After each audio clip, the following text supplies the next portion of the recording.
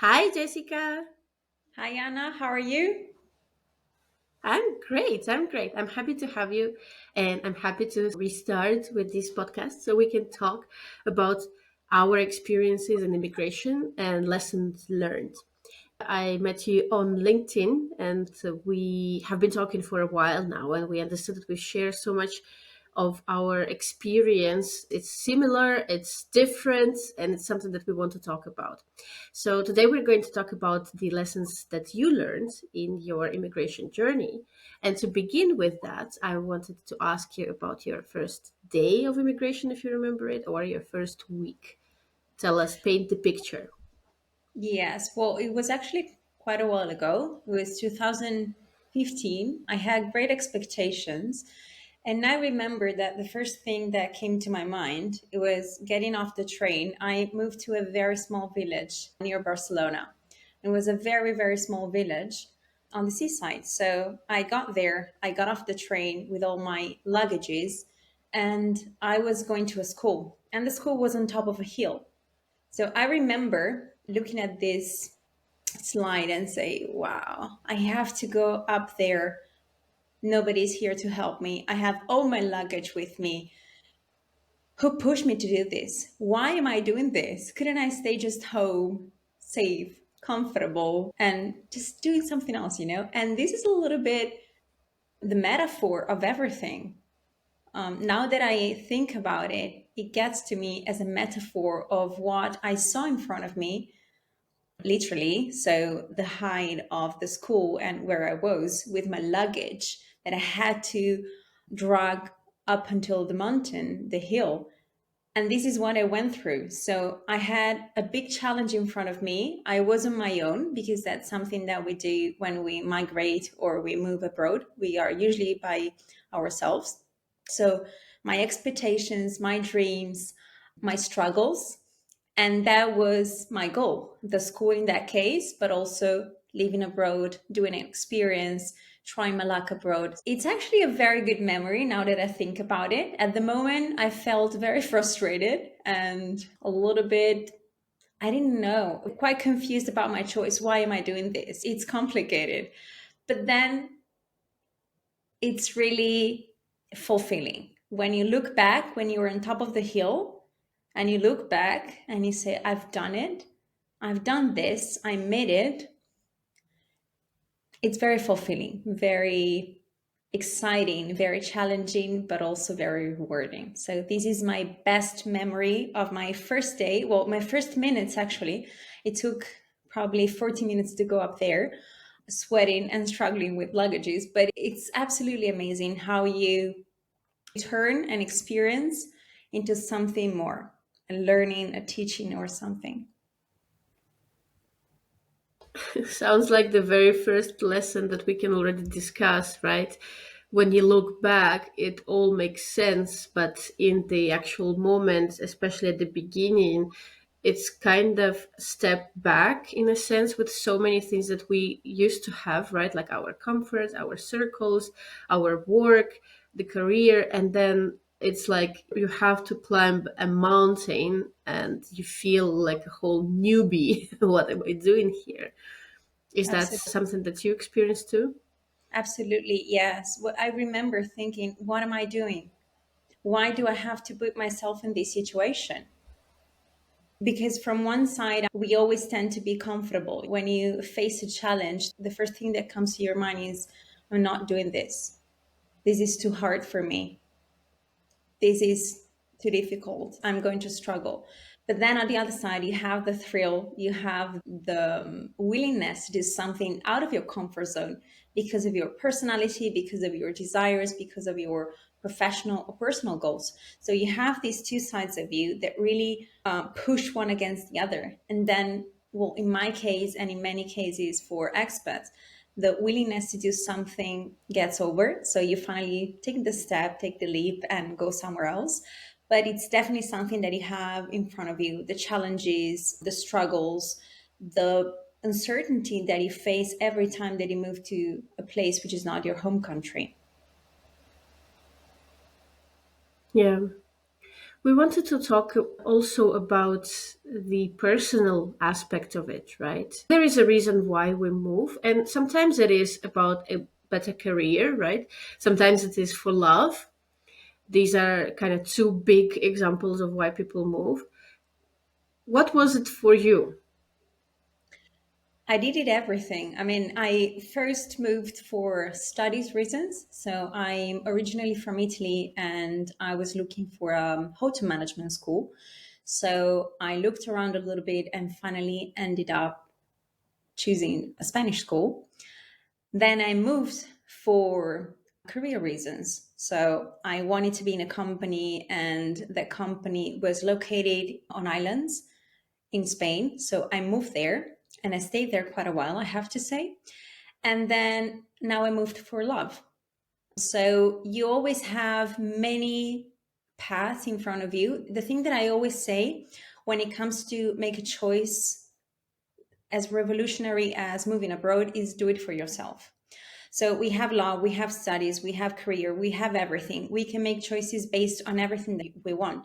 But we really be sure of what we are going to do. Because as we said, moving abroad is full of challenges, and you will get to a point, even if you're very excited and you've chosen the ideal and perfect destination, at some point you will struggle emotionally, practically, or from a bureaucracy point of view.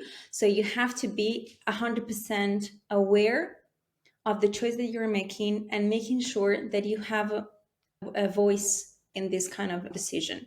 So even in the last case, in case that you move, for example, for love or for your family, you have to do it for yourself first. I've recently shared this reflection and this insight. You have to make sure that you have yourself covered first, so that you like the destination, that you're somehow going to be able to sustain yourself from an economical and emotional point of view. You have to make sure to develop yourself if you want as a professional in that country too. Many times I read the word spouse expert, which is a little bit misleading because we always think about expert spouses as people like a baggage that you bring around. And it's completely the opposite. So these people with a woman or a man traveling to somewhere else for the couple or for the family are actually the core of the family or the couple. So they play a great role in the couple, and many times they're forgotten. And many times we put a lot of emphasis on the well being of the person who's moving for career reasons, and we don't put enough focus on the family because they struggle too. The woman can struggle too. The man can struggle too. The children can struggle too. So we have to take care of everybody moving around. So even if you move for love or for your career, you have to make sure that you have all the points that are important for you covered. So this is my biggest advice every time that I talk to somebody. They say, I've thought about doing this. My partner is over there. Shall I move? And I say, do you want to move? Are you willing to move? Would you move to that place if your partner wouldn't be there? Sometimes you have the choice. Sometimes you maybe don't, but you have to make sure to be somehow coherent with what you want, because otherwise after a while it will get to a kind of conflict with yourself. If you don't want to be in that place, if you don't want to be with that person, if you don't want to be on that environment or destination itself, it's kind of complicated in the long term. You've moved for love too, right? Yes. Might have a different insight on this topic. I actually don't, because what you're saying right now makes so much sense in retrospect for me as well. I moved out of Italy. I moved to Italy when I decided to continue my studies, and I lived there for a while, and I wanted to be there. I wanted to stay there. But then for love, I moved to Belgium with my ex, and it took me a while to get used to the fact that I didn't have paperwork rights. I couldn't work. It was a big challenge for me because of my citizenship. Since I'm from Ukraine, so I'm not from a European Union, it's not that easy for us. And it took me some months to be able to work, and then I was working, and then 3 years passed, and I finally started feeling comfortable professionally, personally. I learned French as well. I was more or less integrated as I felt. I only just started feeling in my place. I have never considered Belgium as a country to live in at that point. And then at that point, my ex kind of got fed up with Belgium and we came back to Italy. And I got really depressed, but not only because of that move, many things were not working really well between us. So, what you're saying right now about you choose yourself first is not what I did at that point. It's not what I did for many years of my immigration. And I cannot say I regret it because in the end, I feel that I managed to overcome those struggles and learn my lessons. Maybe that was the school of life I should have gone to, and I did. But on the other hand, yeah, it's not an experience that you wish to other people to go through unless you really want them to learn some hard lessons in life. Yeah. Absolutely. And what you said about working, it's something very important. Every time then I speak to somebody who's not working in the country we're migrating, they have this bittersweet feeling. So on one side, they're happy that they've gone there, but on the other side, they feel that they need a little bit more fulfillment on their professional side. So if it's your choice, then it's absolutely wonderful. I mean, if you decide not to work because you want to take over other projects, or you want to shift your career, or you want to just dedicate yourself to something else, that's amazing. But it needs to be your choice. And also, as you said, sometimes when you move, you can struggle with bureaucracy at first. So you might not be able to work right away because of papers, because maybe your titles are not entirely validated to the country that you move, or because you don't have the skills that the local market requires, be that local language, be that specific requirements or specific, titles that you need to have. So all these things, they really put a lot of pressure on the person who moves. And you really need to be strong on your beliefs, on your core values, and make sure that you don't get stuck in between. I'm not worth it. I don't get a job because I'm not good enough. All these feelings that you can get at certain points of your migration can really make the difference when it comes to having a successful relocation or a really bad experience. Totally. What you're talking about right now is really striking a chord as well, not only in my specific case, but the people I know, the qualifications that are not recognized in the new country. Again, the language, it is a big deal, and it's a big deal in the integration aspect of life as well. I had three immigration experiences where I had like a progressively lower level of communication skills and language skills. When I moved to Italy and I speak Italian, it was easy. I learned the country, I learned the language, I know what to expect. When I moved to Belgium, I visited it once or twice and I wanted always to speak French and I started learning it, but then it's not the same level of skill to go to a supermarket and buy something and to go to a migration office and dispute with the people why you don't have this kind of paper on or what they need from you. So that was challenging and it took me more time to integrate. When I came to Bulgaria, I could read because it's the same alphabet as in my mother tongue, and it was easy to understand, but that's also creating some barriers because I don't have that same motivation to learn the language. I can just, get by with some English, some very basic Bulgarian. If I have some challenges with the immigration office, at this point, I have an accountant, I have a lawyer, I have someone who can help me out. So I'm very much in my bubble. On the one hand, I have a lot of friends who are foreigners as me, who maybe don't bother as well to learn the language as much. but also I am not as integrated in the real Bulgarian community here, because also lots of my Bulgarian friends, they speak English well enough or really well for us to have a good relationship. That is really something that you want to consider, especially if the country where you're migrating is not full of other immigrants, or you don't want to have that kind of experience. Maybe you want to really have this connection to the place, because in Italy it was really hard for the people who don't speak the language. It was really hard Yes. for them to feel welcome. I remember I lived with girls who did Erasmus, and one of them even left. She was like, I just can't understand it. She left like 1 or 2 months in. Yeah, this is something that you can have with migration. I have two different experiences in the same country. So when I first moved close to Barcelona, in a very small village, I spoke no Spanish, very basic, let's say. I couldn't really communicate, but I was very focused on learning the language. So on my own, I was studying, I was watching TV shows, I was watching series, etc., to improve my Spanish. But during the course, during the master degree, all the classes were in English. So the tendency was constantly on speaking English. I was going outside and trying to speak Spanish to people.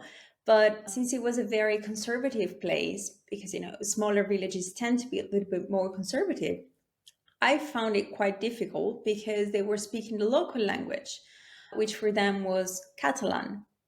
So I had different barriers with me. So I was Italian, following a master in English, trying to learn Spanish and communicating with local people in Catalan. So it was a big mix. And I have to say that, as you said, it's more complicated when you don't speak the local language because I felt completely shut out.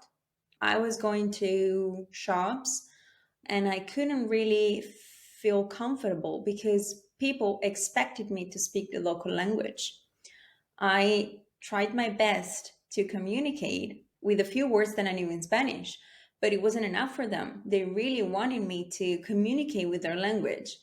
And sometimes it created a rupture, literally no communication, because they felt that I was disrespecting their language when I simply couldn't speak it yet. And then when I moved to Mallorca on the islands for work, of course, at work, they all spoke English, but everybody was communicating in Spanish because that's their native language. So they wanted to speak a common language for everybody. And over there, I have to say that I had completely different experience when it came to feeling comfortable. At that point, I had learned enough Spanish to feel absolutely at easy in the conversation. I was very fluent. I wasn't thinking about what I have to say. So I was focusing on the person in front of me, on the conversation, on the content of what we were saying. And that's when I really created connections with people. So, learning the local language for me is a game changer when it comes to living abroad. I know that sometimes we don't have the urge to learn the language. I'm now in Dubai and everybody here speaks perfect English. So, you don't really need to learn the local language. But I feel it as a duty on my side and a pleasure to learn some basic expressions of the local language because I feel that it shows respect to the people that I'm hosting me as a foreigner on one side. And on the other side, I have the chance to learn better, to learn to understand the culture better if I will be able to understand some specific expressions, some specific sayings, and that will help me to understand how they think, how they behave, how they connect with each other. That's one of the reasons why many expats fail. Let's say, I don't want to use a negative word, but they fail to finish their experience abroad or they finish it earlier because they don't feel comfortable. And that's 50% because of the language barriers that they have. They are not able to integrate themselves in the local environment, to communicate with people, and to feel that they're accepted.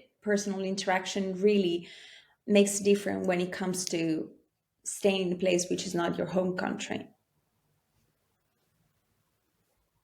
Totally, and I think this is another lesson that we can highlight right now. Our relationships with people are all conditioned by our communication skills, and language in this environment is what we might take for granted when we're in our home country or in a country which language we speak fluently, but it is a big deal and big deal breaker as well. So you mentioned right now that you're in Dubai and you don't live in Dubai, or how does it work? And assume this is where we're going to the love part of the conversation.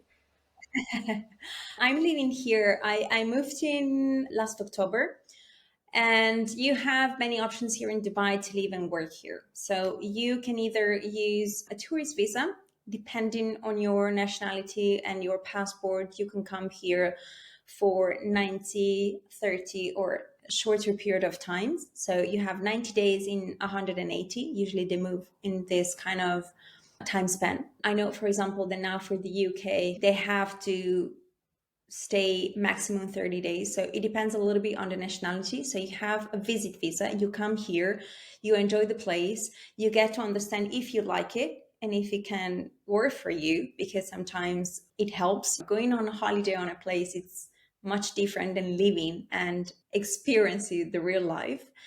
And you have the working visa, which is the most common option when you come to places like Dubai. Your employer provides you with a visa that covers your stay in the country and your medical insurance. Then you have the freelance visa. You can apply with some specific requirements according to the field that you're working in. So you have the right to be here and to work as a freelancer. And then you have the sponsorship. So you have the chance to be with your partner, with your family, or people that can provide for you some sort of assurance. They make sure that you will be on the country, and if anything happens, they will take care of it. So they're responsible for you. It's quite common, for example, for when you come with your family and the person is on a working visa with their company and maybe the family isn't working. So this is quite common for people traveling with another expat worker. So life here in Dubai is just about visa. I mean, you can't be in Dubai without any kind of visa. The restrictions when you get in and you get out are pretty strict. I haven't tried to break any law, but I know that, for example, you have some kind of fine if you get over your period.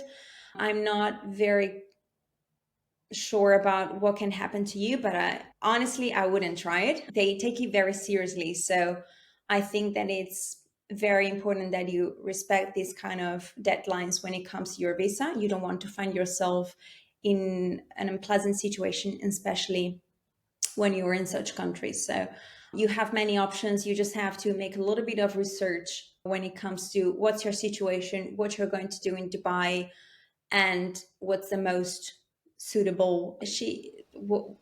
Here's the reason why I moved here. I have to say that I picked this destination because I wanted to. Visa for you, that's all. So what was your visa, or rather, what was your reason to go to Dubai? I moved for my partner. He used to be here for a while now. So we've been apart for a long time. We wanted to be together again. And I always rejected Dubai as a destination, I have to say it. I'm always quite honest about it. I didn't like Dubai at first. For many years, I thought it as a very artificial city, superficial in connections, the exact opposite of what I wanted in my life. I love nature, I love connections. So it was right the opposite. But then last year I came on holiday and it felt different. I felt that it was the time for me to come here. It took some time at work to sort the situation out with the employer that I used to have. And at the end of October, I moved here. I'm very, very happy with the environment that I found. Dubai is a very fast paced and vibrant city. It has a lot of entrepreneurship, and you really can feel it when you're in the city. There's a lot going on many sides, and It's quite focused on business. So usually people come here for a career, and they either decide to stay for a few years and then they escape. They decide to go away because they don't feel more comfortable in the local environment, or they stay for quite a long time. I used to think that Dubai was a place where people stayed maybe a couple of years, three, four, shorter period of times. But lately, I've met a lot of people that came here and they've been here for 10, 15, 20 years. There must be something good about it. I mean, it's not just about business. It offers a lot of opportunities when it comes to personal life too. So it has two good positive points when it comes to living in Dubai and experiencing the local environment. Wonderful. Do you plan to go somewhere else? Or do you think this would be it for some time? No, my partner is not local. It's actually Spanish. I've always worked outside Spain, but I never think about my destination as the final destination. I think that the world is so big and you have so many cultures to experience. You have so many places where you can really grow yourself as a person, because every country, every culture, and every people give you something different. So I really think about myself as a person moving around and exploring. So definitely not my final destination. Also because of the temperature. I think I can deal with hot temperature, really high temperature for a little bit of time, but I think that there's definitely something more coming up. I'm very open to new destinations. I'm always very flexible, actually. I don't usually plan, I will go here, I will go there. When I feel it's the right moment, when I feel that it's the moment to be in that place, then I will definitely take the leap. I think that for me, the good time span of being in a country would be 2, 3 years and then time to move. I don't know if growing up, I will change a little bit. My attitude or my priorities will change, but so far, I'm very happy with this lifestyle that I have. Hmm. Yeah, I agree with you. Actually, reminded me of a conversation I had with another Ukrainian person that I met back in Brussels. He and his family immigrated there, like young family, more or less our age. We discussed different opportunities, and at that point, I already knew that I was moving out of Belgium. We had the same realization that the question is not how to immigrate, but where. Now that you figured out that you love it, that you want it, and you have built some resilience around paperwork and towards people who might not be very happy to see you in that country or in those offices. But then you realize that the question for you right now is more what next? I'm an expert coach, so I coach people during their transitions. Sometimes moving abroad, it's kind of I'm leaving something. I don't want to be here anymore. Okay, so where do you want to be? I don't know. I just don't want to be here. So you don't want to be in a place. It's not the same. I want to be in another place, because otherwise you're just leaving something behind and not choosing the next step, the next destination. You have to know where you want to go. And you might have to look inside yourself. You might have to do a little bit of research. But it's very important that when you pick a destination, it's because you like it, or it's because it's going to bring you something relevant to your life, to your career, or whatever. I've always chosen my destinations very close to my departure date. So it was quite of a very last minute decisions, but because I was very sure about them. Otherwise, it happens. I had periods of my life where I was, okay, let's job hunting. Okay, where do you want to start this research? And I'm like, wherever in the world, I don't care. Because I didn't want to be in the place. I didn't feel more comfortable in that place. I needed to live. Anywhere in the world would have been a good choice. And what happened is that I remained in the country. I wasn't able to move because probably that wasn't the right time for me to move. I still had to experience something else in the country. So I think that it's very important to select the right place. You have to feel it in yourself. It can be a country which challenges you from a cultural point of view, or because it gives you a lot of opportunities as a professional, or because it makes you a better person, let's say. So you want to develop some side of your personality that you aren't able to do in that type of environment that you're in. I don't know if you've experienced that in your transitions, because you've moved in different cultures and in different also working environments. But that was quite impactful for me. I'm not sure if it was something similar to, let's say, feeling that I still have something to do here. Maybe it was like that around a year ago or a bit more here in Bulgaria, where I realized there is still something I could do just because I was involved in more local things, more local projects, building the international community here. So I felt quite needed, or I just wanted to feel needed. And now I realize that maybe this is the time to move on, but I'm not ready financially. And also, I'm not sure where. I really want to do some reconnaissance.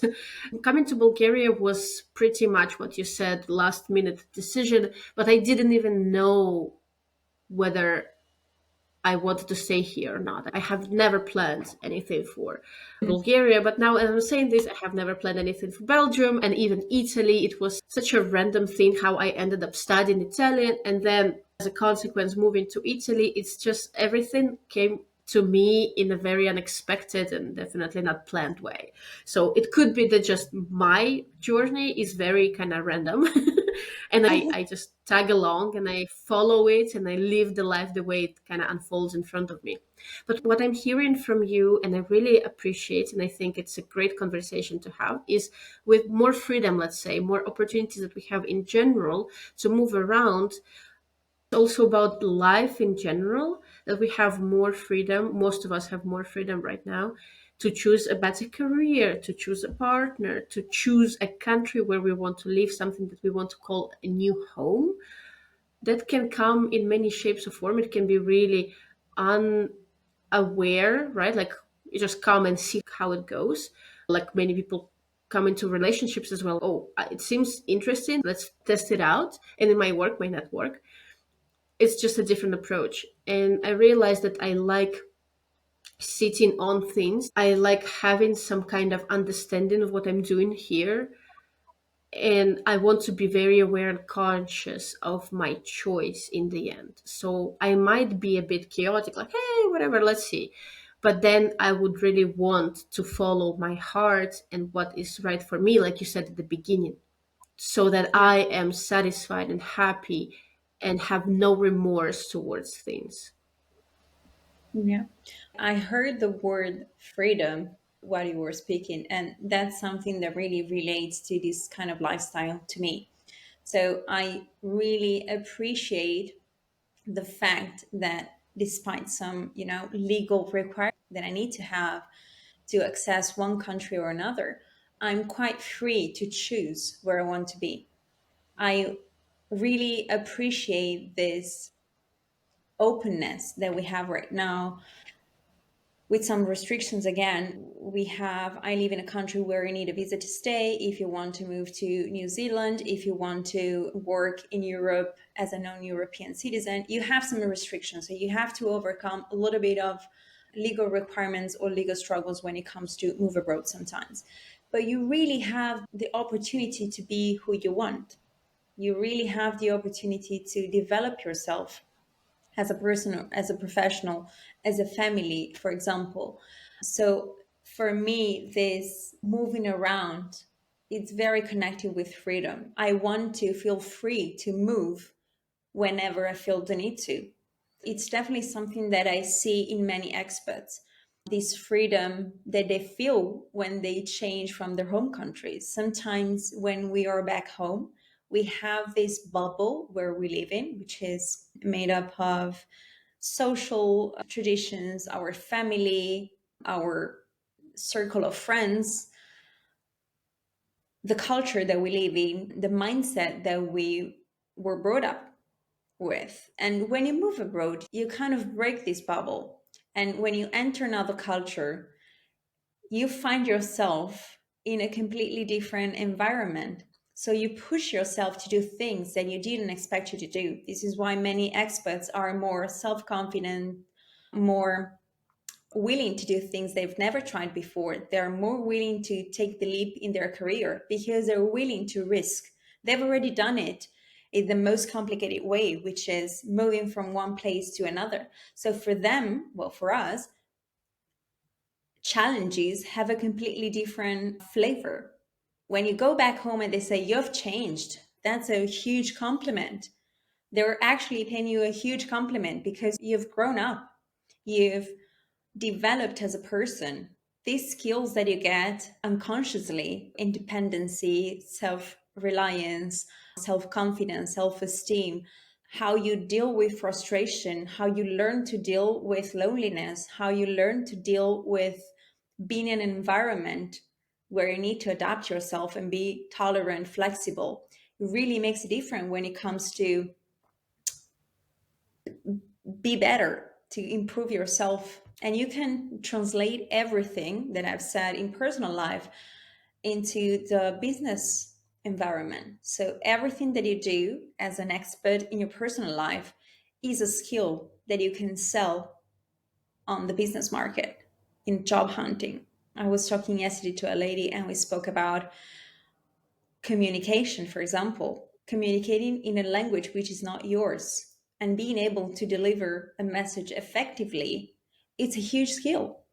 Being able to convey a message to people who have different cultural backgrounds is also a skill. What I'm hearing, what you're saying, and it's also what I'm talking about as well, it's breaking free in a sense, breaking free from who you are conditioned to be, for better or for worse, and finding yourself out. And this physical distance in many, many thousands of kilometers is something that helps. It's not easy, it's painful very often, but it is really necessary for that kind of emancipation and for cutting certain ties that you shouldn't have. That has been my experience. So, with that, I think our final lesson that we can close it with is trust yourself, be there for yourself, and allow for this transformation to happen.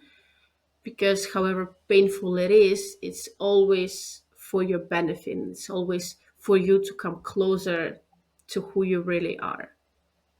Absolutely. Absolutely. The transformation is necessary when you want to grow and improve. So, no better way of doing it with migrating somewhere else. Migration for everyone. Yes, thank you so much, Jessica. We still have so many topics to discuss. Maybe we can do a second round of this. And Absolutely. any Absolutely. final closing words or how people can reach out to you, connect with you? Well, they can reach out on LinkedIn, Jessica Morari. It's just me, I think, or on Instagram, which is Coach Jessica Morari. I'm always available if you want to drop by a message, if you want just to reach out and say hello. I'm very open. I always love to listen to the experiences of other people. If you had any struggle, how you overcame it, and if you want to share anything, I'm very happy to listen to your stories. Thank you, Anna, for the invitation. I really enjoy this conversation. We always end up pulling some strings for many topics and many more, and we could be here talking forever. So, thank you for this space. Thank you so much, Jessica, for your experience and for your willingness to share the underbelly of it as well.